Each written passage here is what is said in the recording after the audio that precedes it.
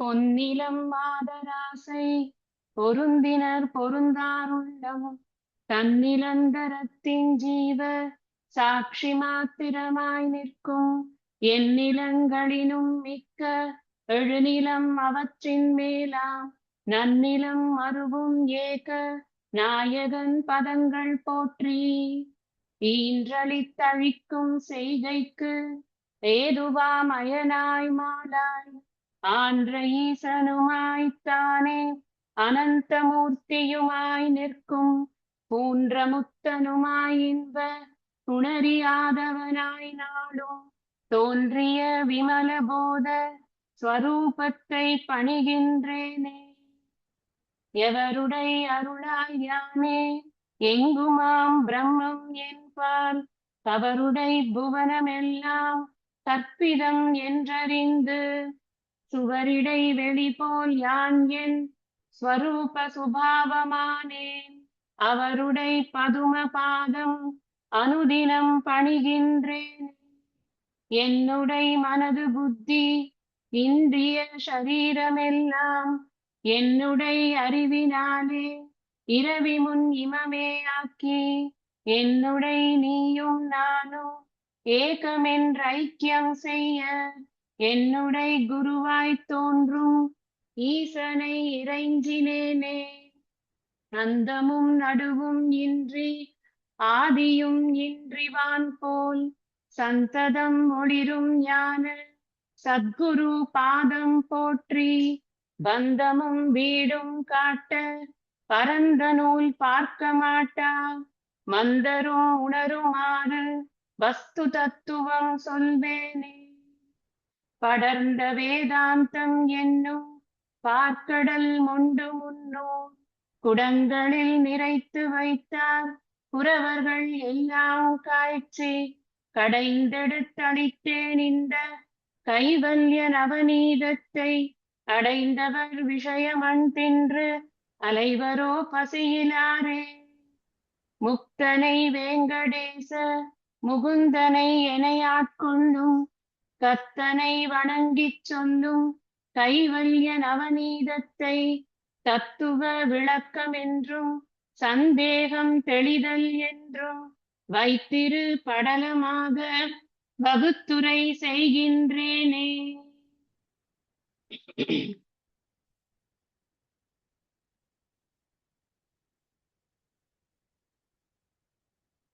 கருணையே வடிவான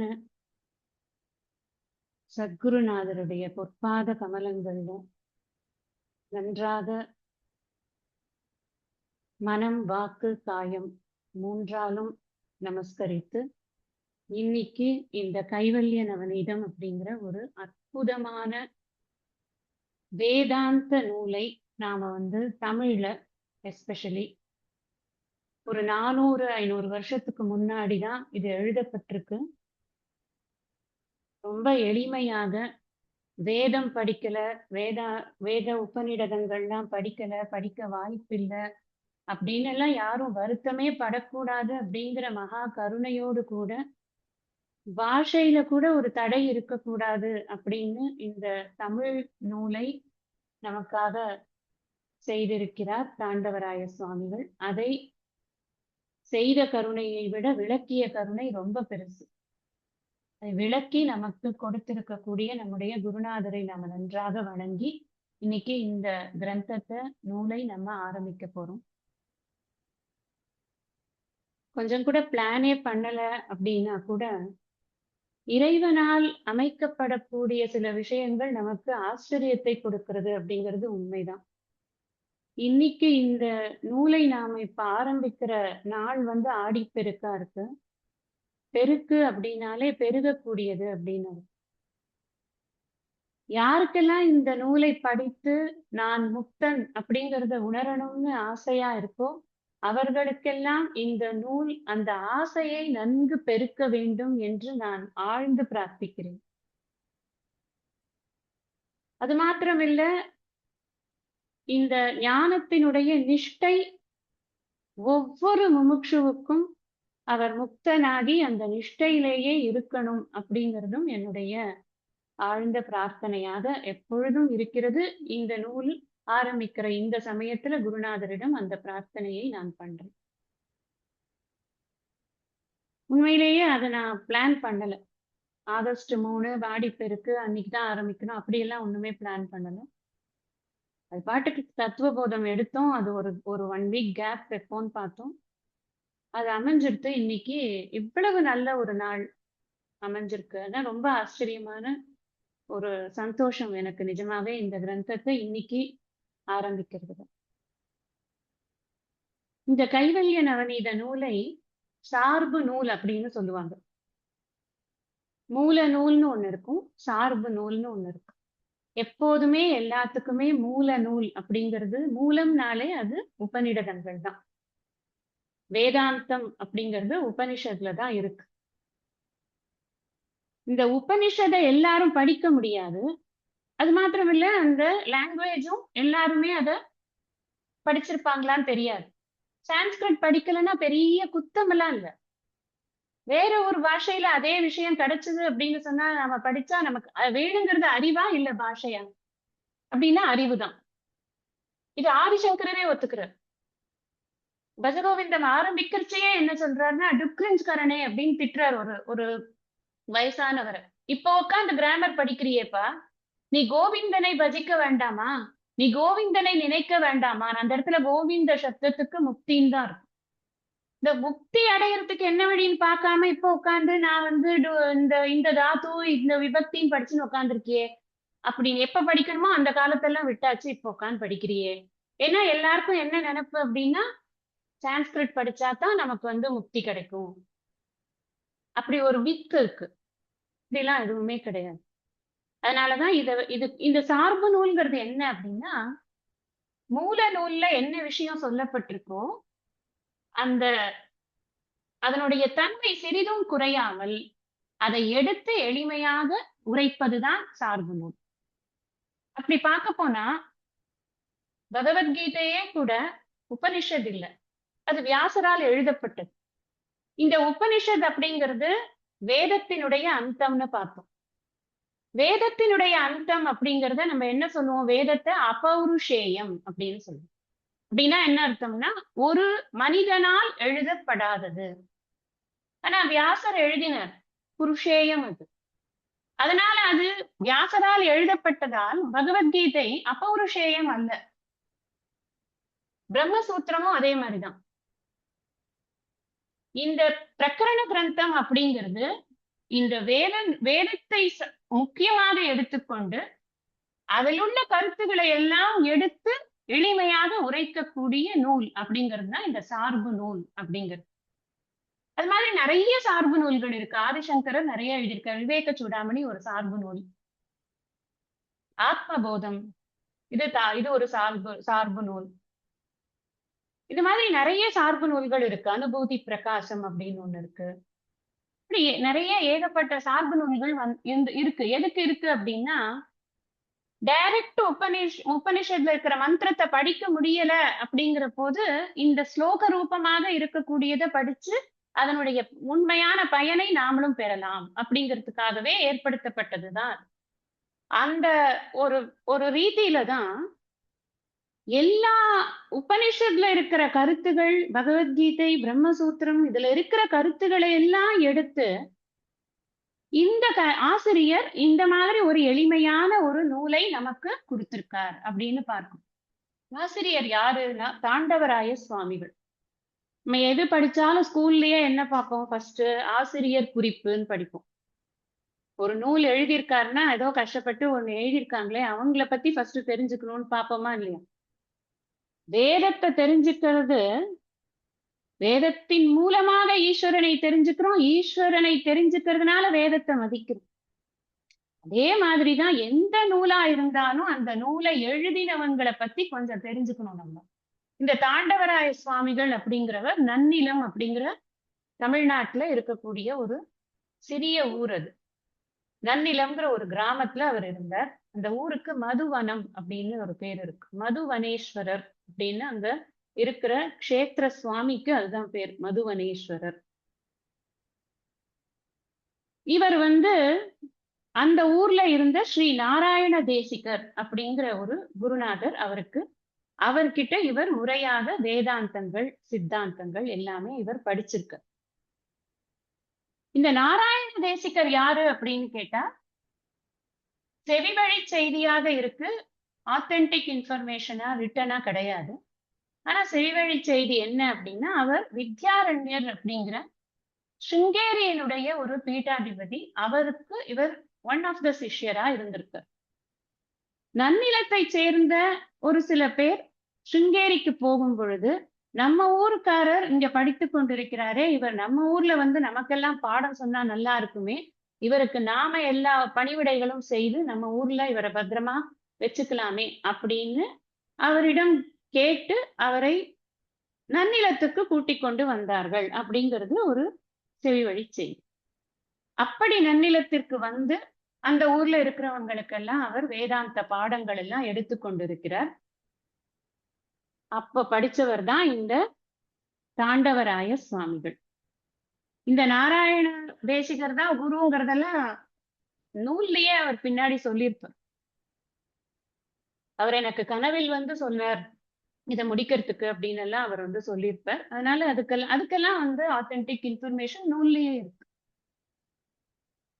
இது ஒரு அதிசயமான விஷயம் என்ன அப்படின்னா, இந்த தாண்டவராய சுவாமிகளுக்கும் சரி, நாராயண தேசிகருக்கும் சரி, ஒரே கருவறையில சமாதி. 2 பேருக்கும் சமாதி வந்து ஒரே கோவில் தான். ஒரு பக்கம் நாராயண தேசிகர் சமாதி இருக்கும், ஒரு பக்கம் இவரோட தாண்டவராய சுவாமிகளோட சமாதி இருக்கும். அதை விட அதிசயம், குரு சிஷ்யனுக்கு ஒரே கருவறையில சமாதிகள் இருக்கிறது அப்படிங்கிறது ரொம்ப அதிசயம். எங்கேயும் நம்ம கேள்விப்பட்டிருக்க மாட்டோம். அதை விட அதிசயம் என்ன அப்படின்னா, 2 பேருக்கும் ஆராதனைனா என்ன அர்த்தம்னா, அவர்கள் சித்தி அடைந்த நாள், அந்த விதேக முக்தி அடைந்த நாள். அது என்னைக்கு அப்படின்னா வைகாசி விசாகம் தான் 2 பேருக்குமே. அப்படி ஒரு அருமையான ஒரு குரு சிஷ்யனாக அவர்கள் இருந்திருக்கிறார்கள். இந்த நூல்ல ஒரு ஸ்பெஷாலிட்டி என்ன அப்படின்னா, வித்யாரண்யர்கிட்ட படிச்சதுனால, யாரு நாராயணகுரு, நாராயண தேசிகர், நாராயணகுருனே இன்னொருத்தர் இருக்கார். சோ கன்ஃபியூஸ் ஆயிடக்கூடாது. அதனாலதான் நாராயண தேசிகர்னு திருப்பியும் சொல்றேன். அந்த நாராயண தேசிகர் வந்து வித்யாரண்யர்கிட்ட படிச்சதுனால, வித்யாரண்யருடைய சிக்னேச்சர் ஒர்க் என்ன அப்படின்னா பஞ்சதசி. பஞ்சதசி அப்படின்னு ஒரு நூல் அவர் எழுதியிருக்கார். ரொம்ப அருமையான நூல். அந்த அந்த நூலினுடைய தாக்கமானது இவருக்கு இந்த கிரந்தத்துல நாம பார்க்கலாம். நிறைய இடங்கள்ல அதை பார்க்கலாம். தாக்கம் இருக்கும் அப்படின்னு சொன்னா அப்படியே எடுத்து கையாண்டு இருக்க மாட்டாரு. கருத்துகள், ஏன்னா குருட்ட என்ன படிக்கிறாரோ அதுதான். குருவுக்கும் சிஷ்யனுக்கும் என்ன இது இருக்கு, ஞானத்தின் மூலமா தான் அந்த உறவு இல்லையா? அங்க என்ன பெறுகிறோமோ அதைத்தான் கொடுக்க முடியும். சிஷ்யர் தனி ஆவர்த்தனம் எல்லாம் வாசிக்க மாட்டார், வாசிச்சா சரியா வராது. அதனால அவர்கிட்ட படிச்சதுனால அந்த இன்ஃபுளுயன்ஸ் சிலதெல்லாம் இருக்கும். கைவல்ய நவநீதம் அப்படின்னு இந்த நூலுக்கு அவர் பெயர் வச்சிருப்பார், தாண்டவராய சுவாமிகள். கைவல்ய அப்படின்னு சொன்னா என்ன அர்த்தம்னா, கேவல பாவக அப்படின்னு. கேவலமா இருக்கு. அந்த மாதிரி தமிழ் கேவலம் இல்லை. கேவலன ஒன்று, ஏக்கமாக இருப்பது. இந்த இடத்துல அந்த கேவலக்கு என்ன ஸ்பெஷாலிட்டி அப்படின்னு சொன்னா, எதையுமே சார்ந்திருக்காத ஒரு தன்மை. தன்னுடைய இன்பத்திற்கு எந்த ஒரு புறப்பொருளையுமே சார்ந்திருக்காத ஒரு தன்மை அப்படிங்கிறது தான் கைவல்யம் அப்படிங்கிறது. மோட்சத்தினுடைய தன்மையே அதுதான். எதையாவது டிபெண்ட் பண்ணிட்டேன் அப்படின்னு சொன்னா நான் பந்தப்பட்டு போயிடுவேன். யார்கிட்டயோ இல்ல எந்த பொருள் கிட்டயோ நான் டிபெண்ட் ஆயிட்டேன்னா நான் பந்தப்படுறேன். அந்த பந்தம் எதுவுமே இந்த சார்புனாலதான் ஏற்படுறதுனால, சார்பு இல்லாத தன்மை இது வந்து பிரம்மத்துக்கு ஒரு லட்சணம். கேவல பாவக அப்படிங்கிறது ஏக்கம் அத்வைத்தம் சொல்றோம் இல்லையா, அந்த பிரம்ம லட்சணம். அது லட்சணம்னா லட்சணம் இவ லட்சணம். பிரம்மத்துக்கு லட்சணம் கிடையாது. ஆனா ஏதாவது ஒரு வார்த்தையினால இப்படித்தான் அப்படிங்கறத சொல்ல வேண்டியிருக்குங்கிறதுக்காக ஒரு வார்த்தை சொல்றோம், அவ்வளவுதான். எதையும் சார்ந்து இருக்காத ஒரு தன்மை அப்படிங்கிறது தான் இந்த கைவல்யம் அப்படிங்கிறது. திருவள்ளுவர் சொல்லுவர், சார்பு உணர்ந்து சார்பு கெட ஒழுகின் சார்தரும் சார்தரா நோய். எதை சார்ந்திருக்கணும் அப்படின்னு தெரிந்து கொண்டு அதை சார்ந்திருக்கணும். அப்பதான் நமக்கு இந்த புறத்தில் இருக்கக்கூடிய சார்பானது போகும். அப்போ அந்த புறத்தில் இருக்கக்கூடிய சார்புகள் கொடுக்கக்கூடிய துன்பமும் போகும். அதைத்தான் திருவள்ளுவர் சொல்றார், நீ எதை சார்ந்து இருக்கணுமோ அதை சார்ந்து இருக்கணும் அப்படின்னு. நவநீதம் அப்படின்னு சொன்னா பொதுவா என்ன அர்த்தம்? நவநீத சோரன் ஃபேமஸ் வேர்ட்ஸ் இல்ல, நமக்கு தெரியும். நவநீத கிருஷ்ணன். நவநீதம்னு சொன்னா ஜென்ரலா வெண்ணெய்ன்னு அர்த்தம். நவ அப்படின்னாலே புதுசுன்னு அர்த்தம். புவனேஸ்வரி இருக்கிற ஊருக்கு, புதுக்கோட்டைக்கு நவசாலபுரி அப்படின்னு சான்ஸ்கிரிட் நேம். அதுதான் புதுக்கோட்டை. புது நவ சாலபுரி, அது வந்து கோட்டை அப்படிங்கறத குறிக்குது. நவசாலபுரி, புரினா ஊருன்னு. நவனாலே புதுசுன்னு அர்த்தம். நவநீதம் அப்படின்னா புதுசா கடைஞ்செடுத்த வெண்ணெய். நீங்க வெண்ணெய வாங்கி ஃப்ரிட்ஜ்ல வச்சு 4 நாள் கழிச்சு, இல்ல காவின் கடையில போய் அது வந்து அவன் ஃப்ரிட்ஜ்ல வச்சிருக்கிறத வாங்கிட்டு வந்து நம்ம ஒரு இதுல போட்டோம்னா அது உருகி, முதல்ல வெண்ணெயோட ஃபார்ம் உருகிறதுக்கே ஒரு 15 நிமிஷம் ஆயிடும். அப்புறம் தான் நெய்யா இருக்கு. ஆனா அப்பதான் நம்ம குலுக்கிட்டு எடுக்கிறோம்ல, வீட்டுல கூட செய்வோம் நம்ம இந்த இதெல்லாம் ஏடெல்லாம் எடுத்து வச்சு. அப்ப அதை தொட்டு பார்த்தோம்னா விரல் உள்ள போகும். அவ்வளோ சாஃப்டா இருக்கும். அந்த ஃப்ரெஷ்னஸ், அந்த சாஃப்ட்னஸ், இது 2 இருக்கும். அதோட கூட என்ன தெரியுமா? வாயில போட்டா டயன் உள்ள போயிடும். மெனக்கிடவே வேண்டாம். நம்ம எளிமையாக உள்ளே முழுங்கக்கூடிய ஒரு வஸ்து எதுன்னா நவநீதம். புதுசா கடைஞ்செடுத்த வெண்ணெய் உள்ள போறதுக்கு சிரமமே பட வேண்டாம் நம்ம. அது மாதிரிதான் இந்த சார்புத்தன்மையே இல்லாத அந்த மோட்சஸ்வரூபத்தை பற்றி தெரிந்து கொள்ளும் அந்த ஞானம் இருக்கே, அது ரொம்ப எளிமையானது அப்படிங்கிறது. இது ரொம்ப வந்து கஷ்டம் கிடையாது. ஐயே மெத்த சுலபம், ஆத்ம ஞானம் மெத்த சுலபம் அப்படிங்கிறார் ரமணர். இது ஒண்ணும் கஷ்டமே கிடையாது. ஏன் கஷ்டமா தெரியறது அப்படின்னா, பல்வேறு இடைஞ்சல்கள் மனசுக்குள்ள இருக்கு.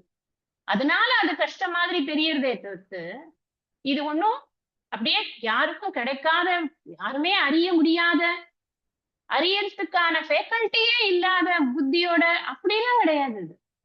கொஞ்சம் மெனக்கெட்டா, கொஞ்சம் புற விஷயங்கள்ல இருந்து விடுபட்டோம்னா, உட்கார்ந்து பொறுமையா யோசிக்க தயாரா இருந்தோம்னா, இது ஒண்ணும் ஒரு கஷ்டமே கிடையாது. எத்தனையோ பிஹெச்டி எல்லாம் வாங்குறாங்க, எல்லாம் பண்றாங்க. இந்த ஒரே மூளையை தானே வச்சுன்னு பண்றாங்க. இது ஒண்ணும் பெரிய அதிசயமா? அப்படி இல்ல. ஆனா தேவையானது என்னன்னா, நம்ம பார்த்திருக்கோம் அதிகாரிக்கு என்னெல்லாம் தேவைன்னு. இவரும் சொல்ல போறாரு. அதையே தான் நம்ம தத்துவ விளக்கப்படலாம் பார்க்கும்போது பார்ப்போம். அந்த குவாலிட்டிஸ வளர்த்துண்டாச்சுன்னா அப்புறம் அது ரொம்ப சுலபம். அது வந்து ஒரு கஷ்டமே கிடையாது. பொதுவா எதுக்கு இப்ப இந்த கைவல்யம்ங்கிறது எதுக்கு எனக்கு? இந்த மோட்ச ஸ்வரூபத்தை நான் எதுக்கு தெரிஞ்சுக்கணும் நான் எனக்கு? ஏன்னா ஆரம்பத்துல இருந்து நீங்க யோசிச்சு பாருங்க. ஒரு குழந்தை பிறந்ததுல இருந்து, நம்மளோட நினைவு தெரிந்த நாள்ல இருந்து நான் எதுக்காக அல்லாடி கொண்டிருக்கிறேன்? நான் எதுக்கு ஏங்குறேன்? ஹாப்பினஸ் தான். எனக்கு இன்பம் வேணும்.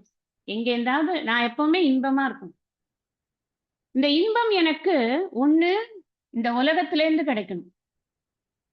இல்லைன்னா இந்த உடல் மனம் புத்தி இதன் மூலமாக எனக்கு இன்பம் கிடைக்கும்.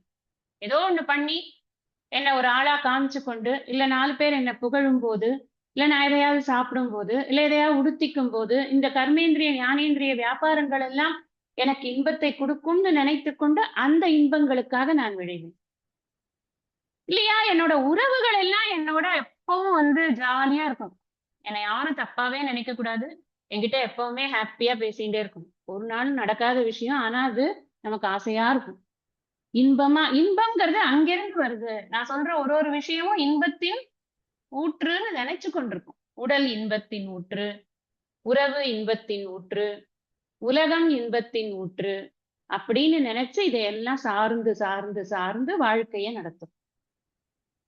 ஆனா சாஸ்திரம் என்ன சொல்றது? எவ்வளவு நாள் நீ சார்ந்து கொண்டே இருக்கிறாயோ அவ்வளவு நாள் நீ உன்னுடைய விடுதலையை உணரவே முடியாது அப்படின்னு சாஸ்திரம் சொல்றது. ஏன்னா நீ சார்த்து கொண்டு ஒரு விஷயத்திலிருந்து பெறக்கூடிய இன்பமானது நிலைச்சு இருக்கிறது கிடையாது. இருக்கிற மாதிரி இருக்கு, திடீர்னு போயிடுறது. இன்னைக்கு நல்லா சிரிச்சு பேசுறவங்க நாளைக்கு மூஞ்சிய திருப்பிட்டு போறாங்க. ஒரு தப்பும் பண்ணல. அவங்க மூடு சரியில்லை, நான் என்ன பண்ணுவேன்? இன்னைக்கு எனக்கு பாக்குறதுக்கு சந்தோஷமா இருக்கிற ஒரு விஷயம் நாளைக்கு பிடிக்கல, ஏன்னா என் மூடு சரியில்லை. ஐதர் வெளியில ப்ராப்ளம் இல்ல உள்ள ப்ராப்ளம். அதனால இந்த இன்பம் அப்படிங்கறத நான் டிஃபைன் பண்ணி வச்சிருக்கேனே, இதெல்லாம் இன்பம் இதெல்லாம் இன்பம்னு, அந்த இன்பங்களுக்கு எல்லாத்துக்குமே ஷார்ட் லைஃப் தான் இருக்கு. ரொம்ப குறைவான ஒரு வாழ்க்கை இது டைம் தான் அதுக்கு இருக்கு ஆக்சுவலா. நிலையான இன்பம்ங்கிறது ஏதாவது இருக்கா அப்போ? நான் இப்ப லைஃப் லாங் நான் 5 வயசுல ஆரம்பிச்சு 95 வயசு வரைக்கும் இதே மாதிரி இங்கேருந்து இன்பம் கிடைக்குமா இங்கேருந்து இன்பம் கிடைக்குமான்னு பிச்சைக்கார மாதிரி ஒரு ஒரு இடத்துலயா இன்பத்துக்கு அலையறதுதான் என் வாழ்க்கை. அதுக்குதான் வந்தேன்னா நமக்கு ஒரு கேள்வி எப்பயாவது ஏற்பட்டதுன்னு வச்சுக்கோங்களேன். அப்ப நிலையான இன்பம் எது அப்படிங்கிற எண்ணம், ஒரு கேள்வி நமக்கு ஆட்டோமேட்டிக்கா மைண்ட்ல ஒரு கொஸ்டின் அரிக்க ஆரம்பிச்சு. சில பேர் எப்படி ரொம்ப சந்தோஷமா இருக்காங்க ஒண்ணும் இல்லாமையே. நான் 2 நெக்லஸ் போட்டா கூட என் கழுத்து நிறையலன்னு நினைக்கிறேன். அவங்க ஒண்ணுமே போடாம ஜாலியா வராங்களே, எப்படி அது? நான் இந்த ஊர்ல இந்த இடத்துலதான் வீடு வாங்கணும்னு நினைக்கிறேன். அவங்க பிளாட்ஃபார்ம்ல தூங்குறாங்களே, எப்படி அது? அப்ப உண்மையிலேயே இன்பம்ங்கிறது எங்கதான் இருக்கு? நான் தான் தப்பா கட்டமைச்சு வச்சிருக்கேன் நான் மைண்ட்ல. இது இன்பமா? இது இன்பம் இல்லையா? அப்ப நிலையான இன்பம் என்பது என்ன? இதெல்லாம் தான் கொஸ்டின்ஸ் வந்து மைண்ட்ல திருப்ப திருப்ப திருப்ப வரக்கூடிய கொஸ்டின்ஸ். இந்த கொஸ்டின்ஸுக்கு விடை தேடணும். சாஸ்திரம் என்ன சொல்லும்? போய் நம்ம யாராவது பெரியவங்களை கேட்போம். என்ன சொல்லுவாங்க உடனே? தர்மமா இரு, அதுதான் இன்பம். அறத்தான் வருவதே இன்பம் அப்படிங்கிறார் திருவள்ளுவர். நல்லா அழுத்தி சொல்லணும். வேற எதனாலையும் இன்பம் கிடையாதுப்பா. அறத்தான் வருவது ஒன்றுதான் இன்பம். அதனால நீ அறத்தோடு வாழ். உன்னுடைய கடமைகளை நீ செய்து கொண்டே இரு. அறம் அப்படிங்கிறது என்ன? பெரிய டாபிக் இல்லையா அறம்? சரி, நம்ம சின்னதா அதை புரிஞ்சுக்கிற மாதிரி வச்சுக்குவோமே. என்னோட டியூட்டியை ஒழுங்கா பண்ணிட்டு இருக்கேன், பியூட்டிஃபுல்லா இருக்கேன், மறுமறு பண்ண மாட்டேன், முணுமுணுக்கு அழுத்துக்கிட்டு அடுத்தவங்களை எரிஞ்சு விழுந்துக்கிட்டு என்னுடைய விருப்பு விருப்ப திணிச்சு அது மாதிரி எல்லாம் பண்ணாம எனக்கு என்ன கடமையோ அந்த கடமையை நான் பாட்டுக்கு பண்ணிட்டு கையை தட்டிட்டு போயிட்டே இருக்கேன். ஆனா அந்த கடமையில ஒரு குறையும் வைக்க மாட்டேன். அப்படி இருக்கக்கூடிய ஒரு வாழ்க்கையை நீ வாழ் அப்படின்னு சாஸ்திரம் ஃபர்ஸ்ட் இன்ட்ரடியூஸ் பண்றது அப்படித்தான் நமக்கு இன்ட்ரடியூஸ் பண்றது.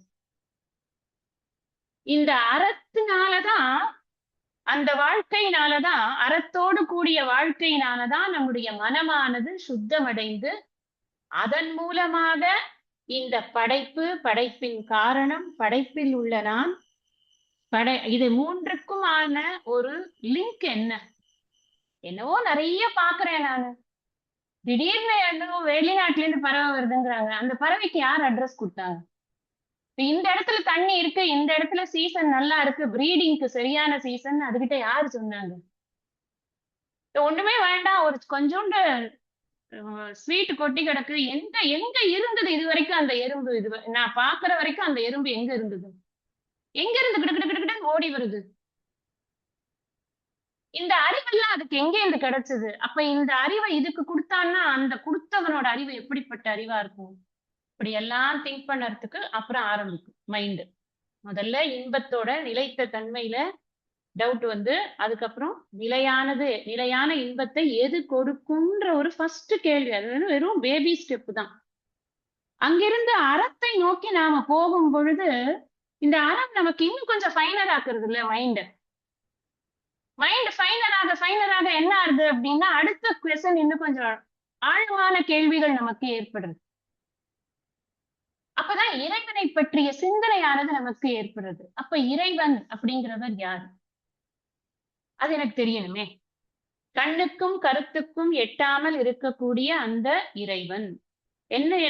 நான் என்ன முயற்சி பண்ணாலும் என்னால ஒரு சிலையத்தான் பார்க்க முடியுமே தவிர, அதுல இருக்கிற இறைத்தன்மையை நான் புரிஞ்சுக்கணும் அப்படின்னு சொன்னா அதுக்கு எனக்கு யாராவது சொல்லி கொடுக்கணும். அதிகபட்சம் நான் என்ன, அந்த சிலை என்ன பேரு, அது ஏன் வந்து அந்த ஊருக்கு வந்தது, அந்த அந்த சிலை அந்த உருவத்திற்கு என்ன கதை இருக்கு, பாண்டுரங்க விட்டலா அப்படின்னு சொன்னா பாண்டுரங்க விட்டலன் இப்படி கைய வச்சுட்டு இருப்பார், அப்படி கைய வச்சுட்டு இருக்கிற பாண்டுரங்க விட்டலன் ஆரம்பத்துல எங்க வந்தார், யாருக்கு அனுகிரகம் பண்றதுக்கு வந்தார், இப்படி எல்லாம் கதையெல்லாம் கேட்கலாம், அதெல்லாம் பண்ணலாம். ஆனா அந்த பாண்டுரங்க விட்டலனா வந்தது அப்படிங்கிறது எது, அந்த தத்துவமானது எது அப்படின்னு எனக்கு தெரியணும். இன்னும் கொஞ்சம் ஆழமா, இன்னும் கொஞ்சம் ஆழமா என் மனசு வந்து இன்னும் ஃபைனராக அது என்ன பண்றதுன்னா, அதிகமான கேள்விகளை அது கேட்டுக்கொண்டே இருக்கு. அப்பதான் நமக்கு இறைவன் என்ன பண்றாருன்னா, இவன் கேள்விக்கெல்லாம் நம்ம பதில் சொல்லி சரிப்பட்டு வராது. இவனை புடிச்சு கொண்டு போய் ஒரு குருட்ட போட்டாத்தான் சரியா வரும். அப்படின்னு கொண்டு போய் குருட்ட குடுத்துடுறோம். சொல்லப்போனா இறைவன் தான் குருவாக நமக்கு அப்பியர் ஆறார். இறைவன் குருவா பொறந்து வரப்போறது இல்ல. குருவா இருந்து கொண்டிருப்பவர் நமக்கு திடீர்னு நம்மளோட லைஃப்ல ஒரு 30லயோ 40லயோ 50லயோ 20லயோ யாருக்கு எப்படி புண்ணியம் வேலை செய்யறதோ அப்ப அப்பியர் ஆறார் அவர். அதுக்கப்புறம் அந்த குரு நமக்கு சொல்லி கொடுக்கிற உன்னோட தன்மை என்ன, உன்னை படைச்சவனோட தன்மை என்ன, இந்த படைப்பின் தன்மை என்ன, இது மூன்றுக்கும் உள்ள சம்பந்தம் என்ன, உனக்கும் உன்னை படைத்தவனுக்கும் உள்ள தொடர்பு என்ன அப்படிங்கிற விஷயம் பூரா எல்லாம் சொல்லி கொடுத்துட்டு ஃபைனலா என்ன சொல்லிடுவாருன்னா, நீ ஆரம்பத்துல வந்து வெளியில எங்கேருந்தோ இன்பம் வருதுன்னு சொல்லி ஓடு ஓடுன்னு ஓடிட்டு இருந்தல்ல, அங்கேருந்து வரல. இன்பமே நீதான். இன்பப் பொருள் அப்படிங்கிறது நீயேதான். ஆனா நீ அது புரிஞ்சுக்காம நீ எங்கேருந்தோ இன்பம் வருது வருதுன்னு நினைத்து கொண்டு நீ வெளியில ஓடிக்கொண்டிருந்தாய் இத்தனை நாளா. இப்ப நான் சொல்லி கொடுத்த உடனே உனக்கு உன்னுடைய உண்மையான தன்மையும் இறைவனுடைய உண்மையான தன்மையும் உனக்கு புரிஞ்ச உடனே இங்கு இரண்டாவதாக ஒன்று இல்லைன்னு உனக்கு புரியுறது இல்லையா? அதுக்கப்புறம் இங்க உனக்கு துன்பமே இல்லை, என்னாலும் இன்பம்தான் அப்படின்னு அந்த குருநாதர் சொல்லி கொடுக்கும் பொழுதுதான் அந்த சீக்கர் இருக்கான்ல, சீக்கர்னா யாரு, கேள்வி கேட்டுட்டே இருக்கிறது. ஆரம்பத்துல கேள்வி கேட்டு இருக்கானே இவனுக்கு அப்பதான் அடங்குது மனசு. ஓஹோ, இப்ப நான் எங்கேயும் போக வேண்டாம், இங்கே இருந்துக்கலாம், ஆனா விடாதே மனசு அப்படின்னு. அதுக்கப்புறம் சிரவணமாறுது, மனனமாறுது, சந்தேகங்கள் எல்லாம் தெளிய வேண்டியிருக்கு. அதுக்கப்புறம் அதை நிதித்தியாசனம் பண்ணி தன்னுடைய ஞான நிஷ்டை நிலையில் இருக்கிறது இருக்கே, அதுதான் கைவல்யம். அந்த கைவல்ய நிலையில இருக்கிறதுக்கு இந்த ஞானமாகிய நவநீதம் இருக்கே, அது ரொம்ப எளிமையாக அதை புரிய வைக்கிறது. இதுதான் உன்னுடைய உண்மை நிலை அப்படிங்கறது அது புரிய வைக்கிறது. இந்த நூல் எழுதினதுடைய நோக்கம் என்ன? ஒரு நூல் எழுதியிருக்காங்க அப்படின்னு சொன்னா அந்த நூலுக்கு எதுக்காக எழுதுறாங்க அப்படிங்கிற விஷயம் சொல்லணும். நோக்கம்னா பிரயோஜனம். இந்த நூல் எழுதியது யாருக்காக எழுதுறேன் நானு? ஃபர்ஸ்ட் அதிகாரி சொல்லணும். அந்த இதை படிக்கிறதுக்கு தகுதியானவர் யார்? இந்த இதில் பாயிரத்திலே வரும், மந்தரும் உணருமாறு வஸ்து தத்துவம் சொல்வேன். படிக்கவே இல்லை, இப்பதான் வரியா, பரவாயில்ல, டோன்ட் வரி, நான் பாத்துக்கிறேன் அப்படிங்கிறாரு இவர். ஏன்னா அந்த அளவுக்கு எளிமையா சொல்ல போறாரு. அவருக்கு அவ்வளவு கான்பிடன்ஸ் இருக்கு. ஒன்னும் தெரியாம நமக்கு தான் கான்பிடன்ஸ் இல்லாம நம்ம தத்துவ போதம் படிச்சுட்டு வந்துரும். எனக்கு என்னன்னா தத்துவ போதத்தை ஒரு தடவையாவது உங்க எல்லாருக்கும் சொல்லிடணும்னு. ஏன்னா அது சொல்றதுல இருக்கிற இது கிடையாது, இது ஒரு முறையா படிச்சா ரொம்ப நல்லா இருக்குமே அப்படிங்கிறதுனால.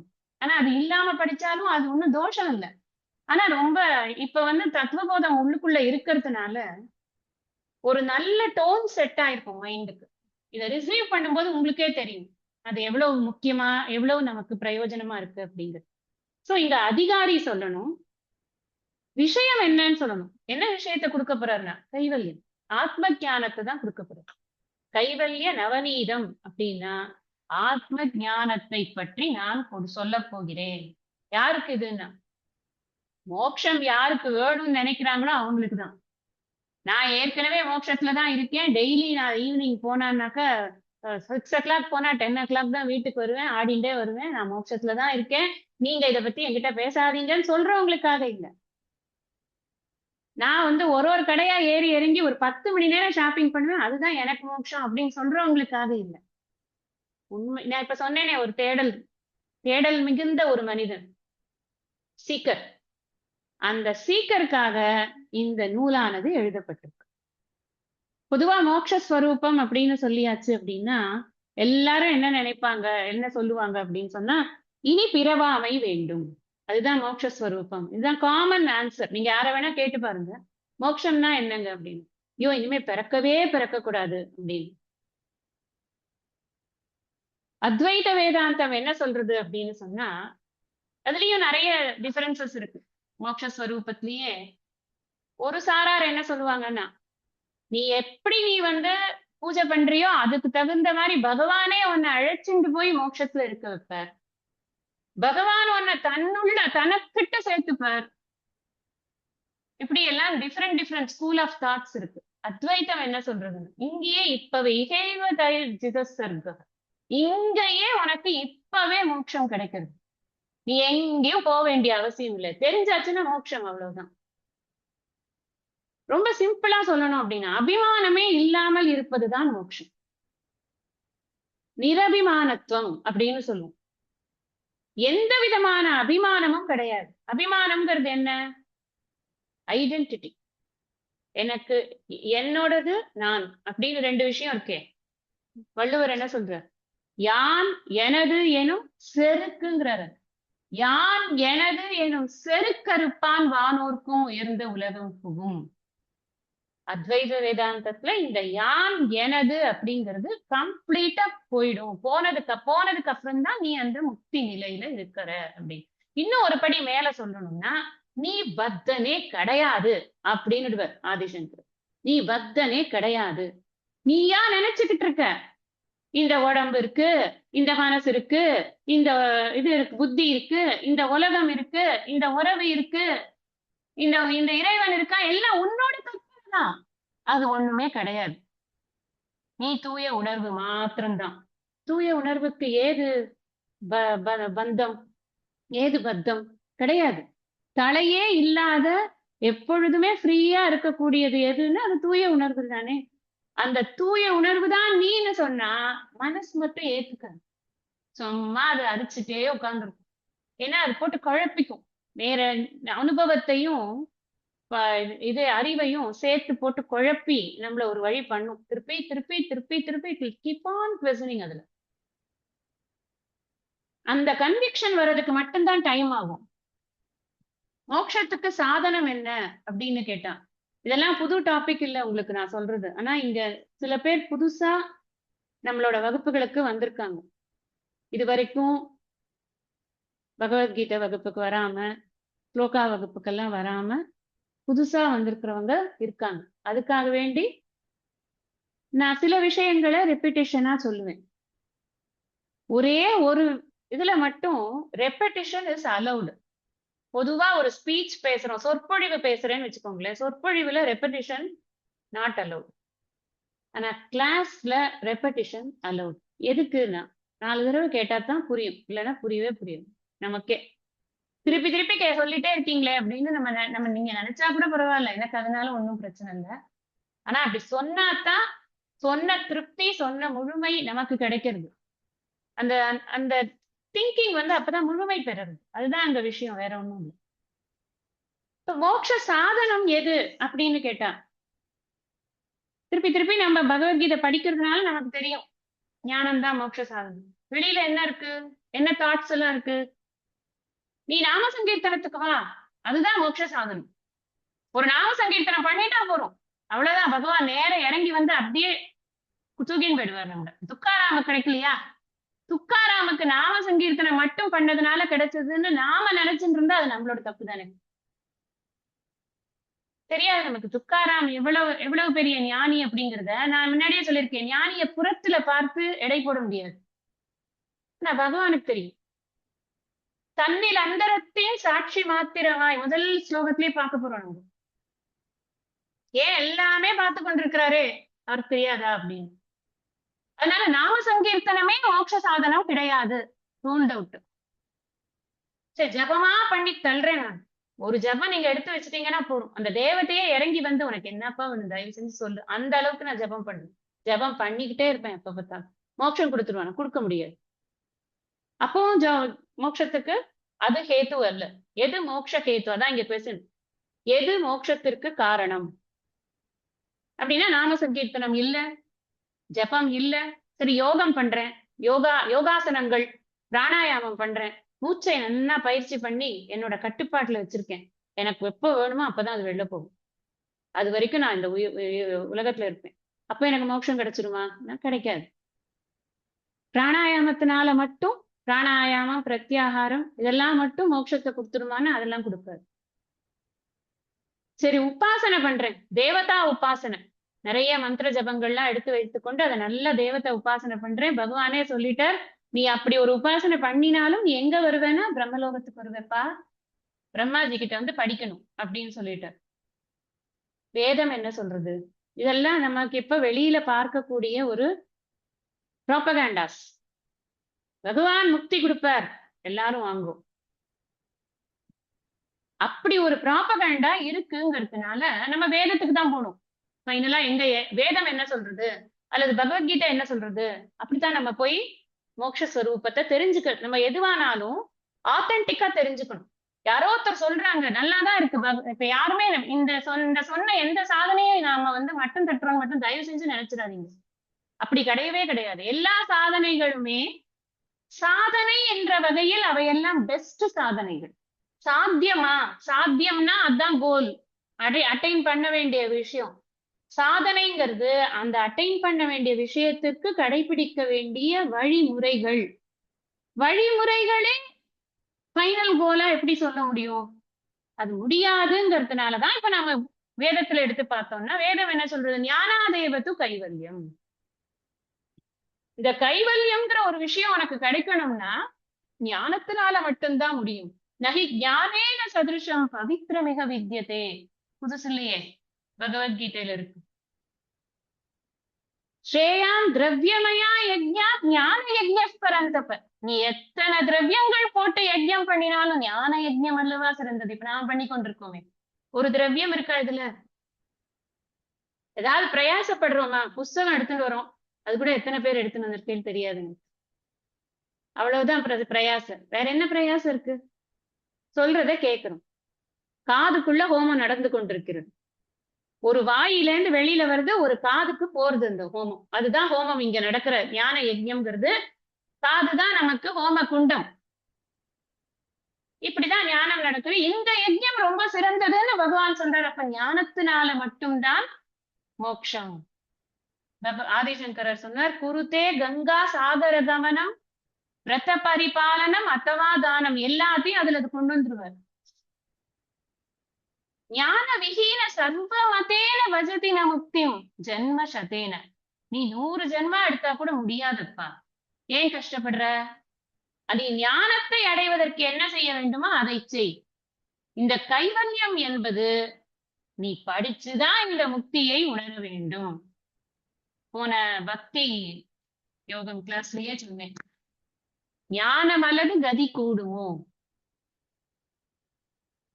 தாய்மானவர் சொல்றார் அப்படி. எத்தனை சாதனைகளை வரிசைப்படுத்தி அது எதுவுமே கொடுக்காது, ஞானத்தை தவிர வேறு எதுவுமே நமக்கு கதியை கொடுக்காது. சேர வேண்டிய ஒரு இடத்தை இடம்னா உடனே அது ஒரு பிளேஸ் நினைச்சுக்காதீங்க. நமக்கு அறிய வேண்டிய, எப்படி சொல்லலாம், அறிய வேண்டிய விஷயத்தை அறிய முடியாது.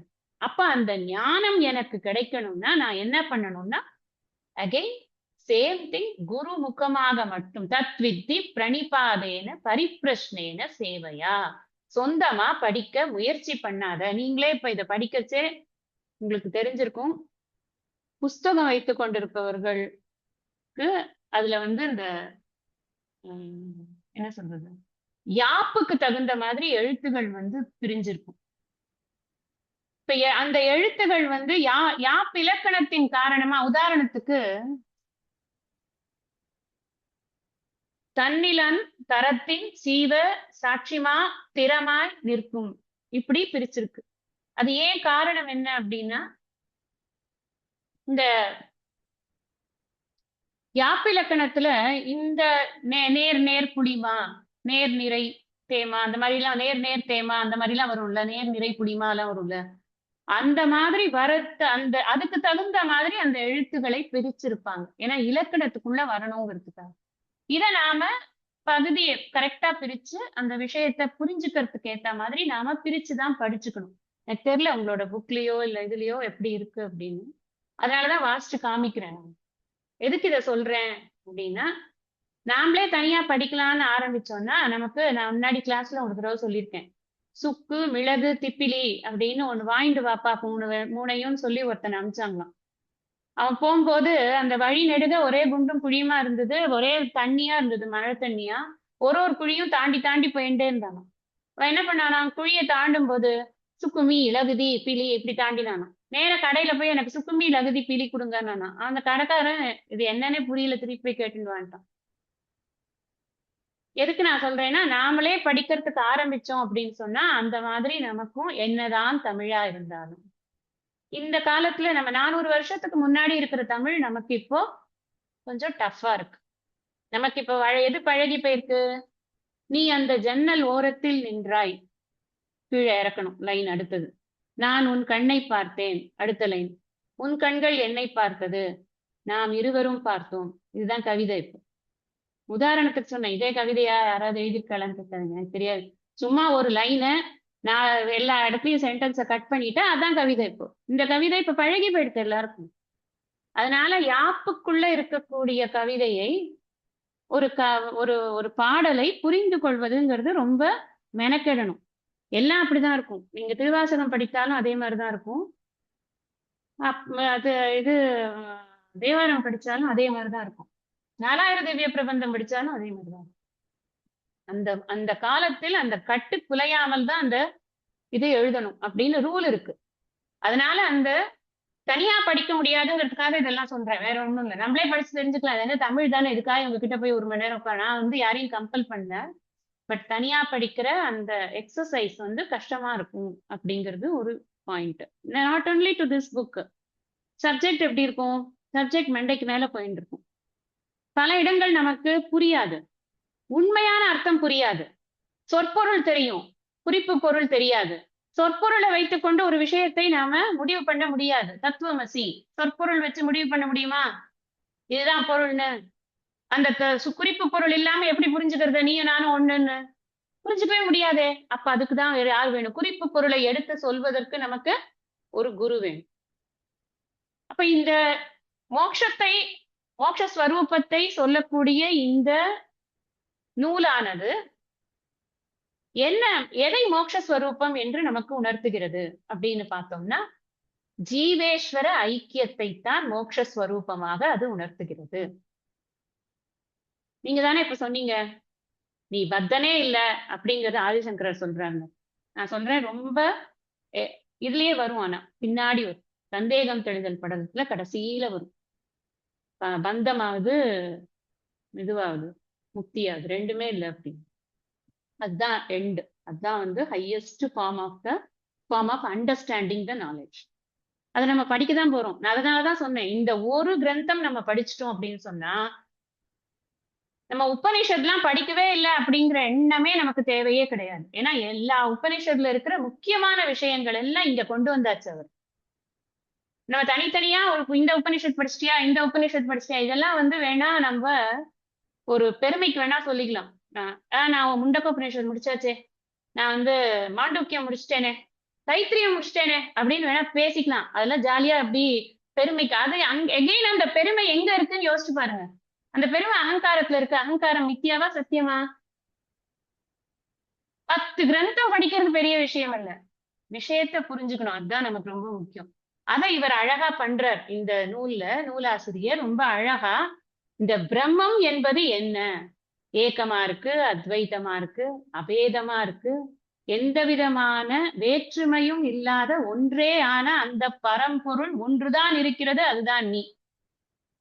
அந்த ஜீவ ஈஸ்வர ஐக்கியத்தை மிக அழகாக சொல்லக்கூடிய ஒரு நல்ல தமிழ் நூலாக இந்த நூல் நமக்கு இருக்கு. இதுக்கு நிறைய உரைகள் இருக்கு. ஃபேமஸா இருக்கக்கூடிய உரைகள்னு சொன்னா, பொன்னம்பல சுவாமிகள் அப்படின்னு ஒரு ஒருத்தர் உரை எழுதியிருக்கு. அந்த உரை கோவிலூர் மடத்துல, காரைக்குடியில இருக்கிற கோவிலூர் மடத்துல கிடைக்கிறது. ஆனா இத கூட படிச்சிடலாம், அந்த உரை படிக்கிறது கஷ்டம். ஏன்னா உரைநடையிலேயே அவ்வளவு காம்பவுண்ட் வேர்ட்ஸ் இருக்கும். உரைநடையா இருக்கிறதுலயே அவ்வளவு, இது வந்து பொயட்ரி, இதை படிக்கிறது கஷ்டம்னு சொல்றேன். உரைநடையா இருக்கிறதுலயே அவ்வளவு காம்பவுண்ட் வேர்ட்ஸ் இருக்கும். அதை பிரிச்சு, அதுவும் எல்லாமே சான்ஸ்கிரிட்டோட கலந்த ஒரு காம்பவுண்ட் தமிழ் வேர்டா தான் அது. அந்த காலகட்டம் அப்படி. மணிப்பிரவாள பாஷை அப்படின்னு சொல்றது. இதுலயுமே நிறைய சான்ஸ்கிரிட் வேர்ட்ஸ் உங்களுக்கு இதுல இருந்தே தெரிஞ்சிடும். அந்த பொன்னம்பல சுவாமிகள் உரை வந்து ரொம்ப அற்புதமா இருக்கும். ஆனா அது படிக்கிறது அப்படிங்கிறது ரொம்ப சிரமம். வித்தவுட் அ கைடன்ஸ் படிக்கவே முடியாது. வடிவேல் செட்டியார் அப்படின்னு ஒரு மகாத்மா இருந்தார்.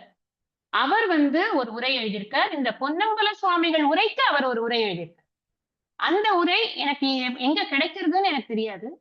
ஆனா ஒரு உரை இருக்கு. நீங்க நெட்ல தேடி பார்த்து வேணா பாருங்க. எனக்கு தெரியல, அது ஆர்கைவ்ஸ்ல இருக்கலாம் மேபி. வடிவேல் செட்டியார்னு ஒரு உரை இருக்கு. அந்த உரை இன்னும் கொஞ்சம் எளிமையா இருக்கு. இந்த பொன்னம்பல சுவாமிகள் உரைக்கு உரையா இருக்கிறதுனால அது கொஞ்சம் எளிமையா இருக்கும். இதை தவிர ஈசூர் சச்சிதானந்த சுவாமிகள்னு ஒருத்தர் எழுதியிருக்கார். ஸ்ரீ அருணாச்சல சுவாமிகள்னு ஒருத்தர் எழுதியிருக்கார். இந்த மாதிரி உரைகள் எல்லாம் இந்த நூலுக்கு இருக்கு.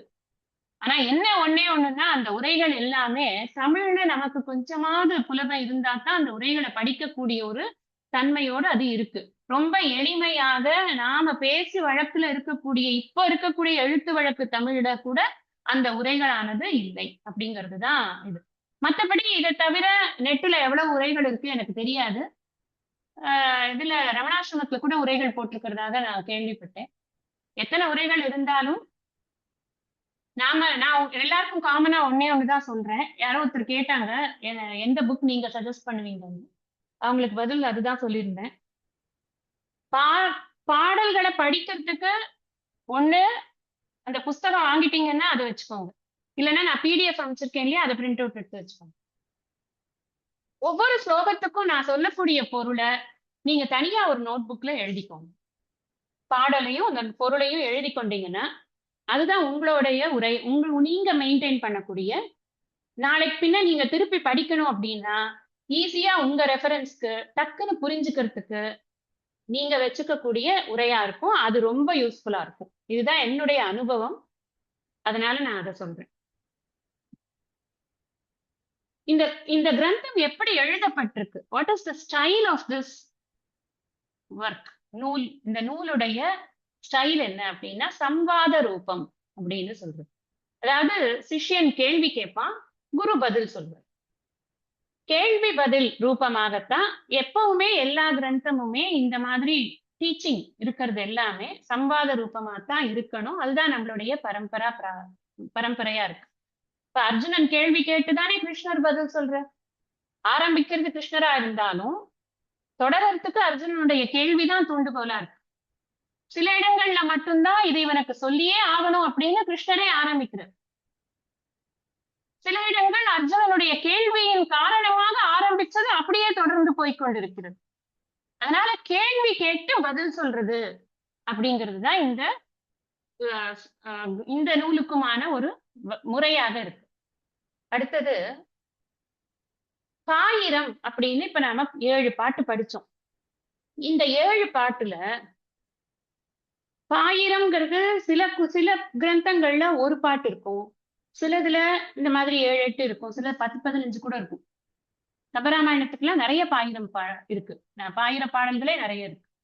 இந்த பாயிரம் அப்படிங்கிறது வடமொழியில வந்து ஒரு நூல் எழுதணும் அப்படின்னு சொன்னா முதல்ல ஒரு ஸ்லோகம் எழுதணும். அதுக்கு பேர் மங்கள ஸ்லோகம் அப்படின்னு பேர். இங்கேயும் அதுதான், பாயிரத்துக்கு மங்கள ஸ்லோகம் அப்படின்னு சொல்லலாம். எதுக்காக இந்த மங்கள ஸ்லோகம் எழுத? டைரக்டா சொல்ல வர வேண்டிய விஷயத்த சொல்ல வேண்டாம். இப்ப நான் பாருங்க உட்காந்து முகவுரை சொல்றேன், நூலை பத்தி சொல்றேன், கைவல்யம்னா என்னன்னு சொல்றேன், நவநீதம்னா என்னன்னு சொல்றேன், கைவல்யத்தை அடையறதுக்கு என்ன, அந்த அறிவை பெறுவதற்கு என்ன பண்ணணும்னு சொல்றேன். இப்படின்னு நான் இவ்வளவு தூரம் சொல்லிட்டு இருக்கேனே, எல்லாம் எதுக்கு? நீங்க நேரடியா பொன்னிலம் மாதராசை ஆரம்பிக்க வேண்டியதானே ப்ளீஸ் அப்படின்னு தோணும் தானே நமக்கு. ஆனா இந்த பாயிரத்துக்கு ஒரு முக்கியமான காரணம் இருக்கு. என்ன காரணம்னா, இந்த நூலை யாரெல்லாம் படிக்கிறாங்களோ அதை படிக்கக்கூடியவர்கள் நல்ல பயன் பெறணும் அப்படின்னு ஆழ்ந்த பிரார்த்தனையோடு எழுதக்கூடிய விஷயம்தான் இந்த பாயிரம் அப்படிங்கிறது. தொல்காப்பியத்துல ஒரு வேர்ஸ் இருக்கு. ஆயிரம் முகத்தான் அகன்றது ஆயினும் அப்படின்னா ஆயிரக்கணக்கான பாடல்கள் எழுத போறாரு அந்த கவிஞர் அப்படின்னா கூட ஆயிரம் அல்லது பனுவல் அன்றே. பனுவல்னா உயர்ந்த நூல்னு அர்த்தம். ஒரு பாயிரம் இல்லாம எழுதினான்னா அந்த நூலை ஒத்துக்க முடியாதே அப்படிங்கிறார் தொல்காப்பியர். அந்த காலத்துல நூலை எழுதிட்டு நான் நூல் எழுதிட்டேன் அப்படின்னு நான் வந்து ரிலீஸ் பண்ணிட்டேன் ஃபேஸ்புக்ல இருந்தாங்க பாத்தீங்களா நூல் ரிலீஸ் பண்ணிட்டேன் அப்படின்னு சொல்லி முடிக்கிற காலம் இல்ல அது. ஒரு நூலை எழுதியாச்சுன்னா அதை ஒரு சபையில ஆன்றோர் சபையில கொண்டு வந்து அதை அரங்கேற்றம் பண்ணணும். 8 பேர் கேள்வி கேட்பாங்க, எல்லாருக்கும் பதில் சொல்லணும். அதுக்கப்புறம் தான் அது ஆன்றோர் சபையில் அரங்கேற்றப்படும். கம்பருக்கு எவ்வளவு கஷ்டம் வந்தது, கம்பராமாயணத்தை அரங்கேற்ற விடலையே ஸ்ரீரங்கத்துல யாரும். போய் தீட்சிதர்கள்ட்ட சிதம்பரத்துல போய் எஸ் வாங்கிட்டு வாங்கன்ட்டு அனுப்பி விட்டாங்க. இவர் போய் அங்கிருந்து அவர்கள்ட்ட எஸ் வாங்கிட்டு வந்து அதுக்கப்புறம் தான் இவரால பண்ண முடிஞ்சது. கச்சியப்ப சிவாச்சாரியாருக்கு கந்த புராணத்தை அரங்கேற்ற விடல. முதல் நாளே வந்து பால் பவுன்ஸ் ஆகி போயிட்டு நீ இது பண்ண, நீ இலக்கணமே தப்புன்னுட்டாங்க.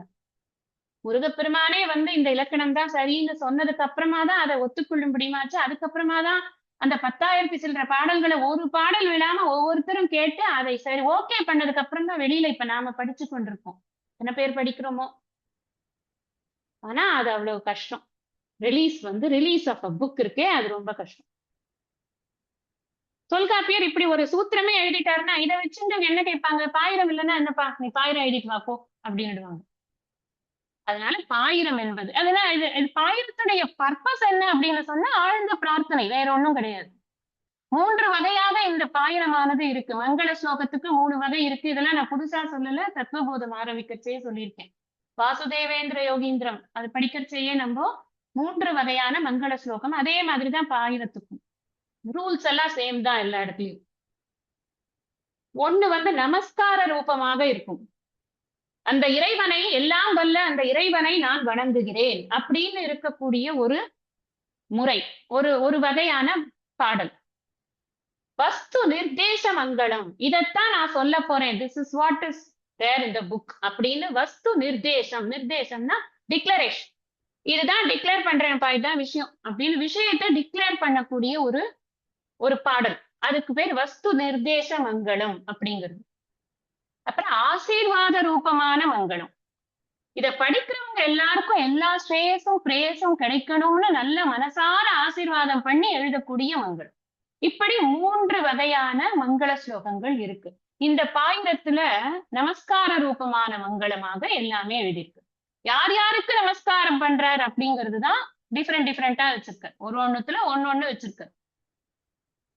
பொதுவா எல்லா கிரந்தங்கள்லயுமே இந்த இந்த இந்த ஃபர்ஸ்ட் ஸ்லோகா இருக்குல்ல, அதுல இந்த அனுபந்த சதுஷ்டயம், இந்த மங்கள ஸ்லோகத்திலேயே அனுபந்த சதுஷ்டயம் அப்படின்னு ஒரு விஷயம் வைக்கணும். சதுஷ்டயம்னா 4, அனுபந்தம்னா இந்த 4ம் சேர்ந்து. என்ன 4 எது அப்படின்னா யாருக்காக இதை எழுதுறேன், அதிகாரி ஃபர்ஸ்ட். முமுக்ஷூணாம் ஹிதார்த்தாய எங்க பார்த்தோம், தத்துவபோதம். முமுக்ஷுக்களுக்கு ஹிதம் கொடுப்பதற்காக நான் இதை எழுதுகிறேன் சொன்னாரா. அந்த மாதிரி அதிகாரி யாருன்னு ஃபர்ஸ்ட் டிக்ளேர் பண்ணிடணும். ஐயே இது எனக்கு இல்லையே இந்த புக்கு, வேணாம். இப்ப நம்ம போறோம்னு வச்சுக்கோங்களேன் ஒரு புக் ஷாப்புக்கு, புக்கோட ஃப்ரண்ட் அட்டையும் பேக்ல அந்த புக்கை பத்தின ஒரு ஜிஸ்ட் இருக்கும். அதை படிச்சுட்டு தானே புக் வாங்குவோம்.